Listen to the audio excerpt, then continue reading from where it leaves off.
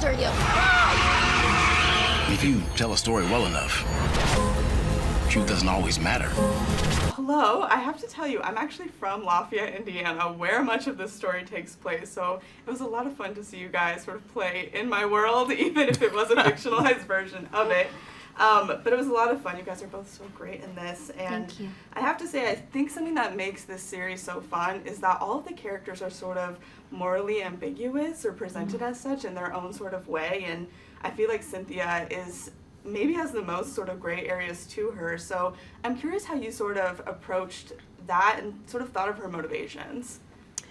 Well, I very much relied from what was on the page, because we were telling the story from a very specific time.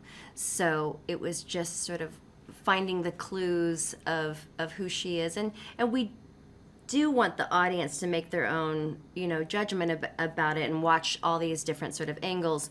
So I think it helps the storytelling to say, oh, wait, she's this really helpful person. Well, wait a minute. That seems a little bit not correct. That doesn't seem quite right. But wait a minute, she does, there's definitely a flip-flop of feeling when you watch it.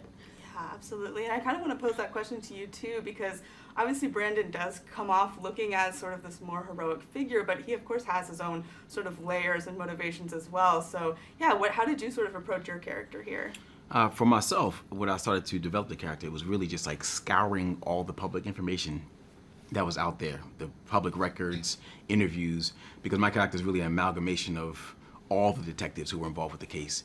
And I was really trying to tap into his journey of trying to navigate the shades of truth that are there to get to the bottom of it.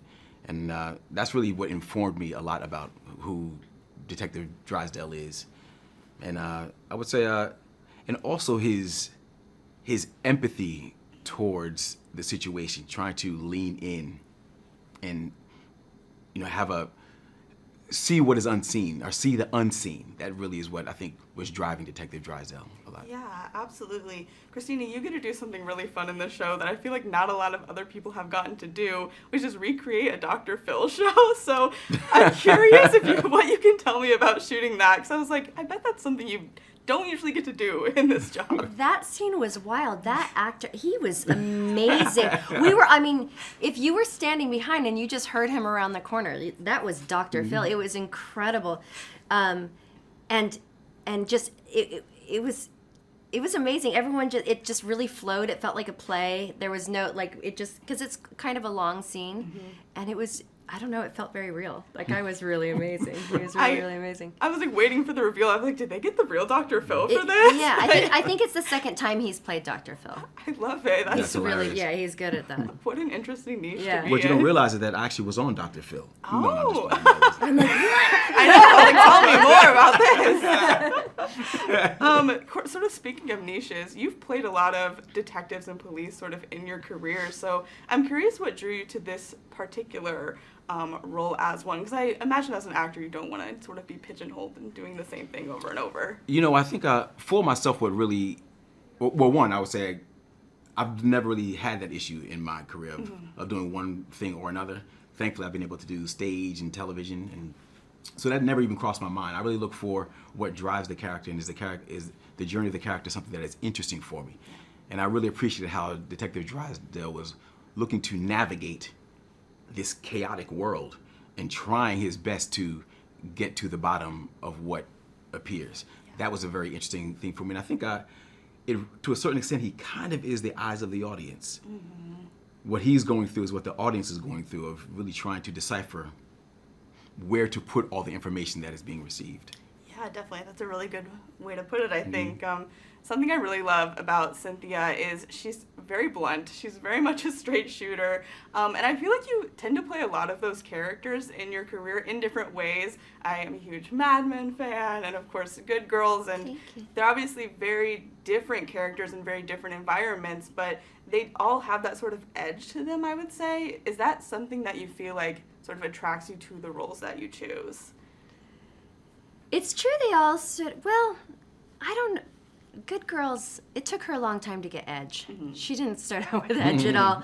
I think with Cynthia, certainly I think there's this element of being surrounded by children all the time. And children can be very, very honest. and I think that she has a warmth to her that this family environment and these children feel very safe and protected by her. So I think she sort of meets them on their level. So I wanted to sort of play, there's a playfulness to her. Absolutely. I think that's so fun to watch. And sort of speaking of children, you guys both sort of work with Imogen a lot. And I know this is her first real TV role. So I'm sure you both taught her a lot. But is there anything you feel like she sort of taught you through this process of working with her? I mean, I'll just say she is phenomenal. I was really in awe of her gift and her talent and the way she was able to bring this character to life. I was really impressed how she could be having a conversation and it's time to roll in. She would turn it on, just like that. So yes, I may have been acting longer than she has, but she, in my mind, is way more dynamic of an actor. That's where I'm trying to go. She did a phenomenal job. She did, and even though this is a larger role than she's had in the past, she's been in this business, done background work, been on sets and stuff, so she's a pro. And by the time I got there, I came in the later part of shooting. She was on a roll. I mean, she's the memory on her and joking, laughing, and then switching straight into the character, very impressive. Very impressive. Yeah. So I kind of just showed up and was like, "What's going on here?" and kind of just jumped in, and she sort of took me in under her wing. So. And some actors have trouble taking notes. But Emmy, I noticed when the director would come and give her some direction, she would hear it, got it, and apply it. It was really impressive to see the way she maneuvered on the set. Yeah. And working on an accent in between all the That's time true. too. I mean, she was juggling a lot and flip-flopping between these perspectives, So as you watch it, sort of you think she's one thing here, and then you watch another episode, and she's making those turns amazingly. Yeah, absolutely. So many layers to this. Well, congratulations on this show. I'm so excited for people to see your characters and go on this wild ride that it is. Yeah, I thank appreciate you. it.